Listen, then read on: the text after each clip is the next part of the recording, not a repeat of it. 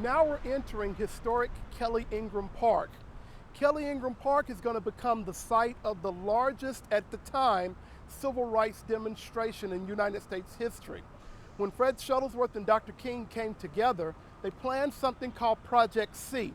The C stood for confrontation. They were supposed to confront just injustices, racism, and bigotry wherever they could find it. The largest part of Project C, however, would have been D-Day, and D-Day was May 2nd. D-Day stood in short for Demonstration Day. And on Demonstration Day, thousands of young people came down to this area. When these demonstrators came into this park, they were faced with the Birmingham Fire Department using high-pressured water hoses to disperse them. But most notably, they were faced with the Birmingham Police Department.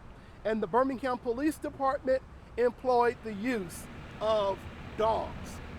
Here we have an iconic image that's been taken from an Associated Press photograph of the event. Now this photograph circled the world. And when this circled the world, it made stops in the Kremlin, but it also made stops at 1600 Pennsylvania Avenue, where President Kennedy said that this made him sick. And what he did as a result of this is he called for the Civil Rights Bill.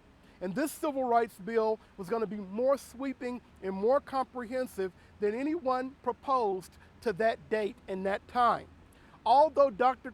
King is pushing for these changes and Fred Shuttlesworth are pushing for these changes, they have to have President Kennedy to call for legislation to cement these changes. And these changes were cemented in stone with the signing of the Civil Rights Bill.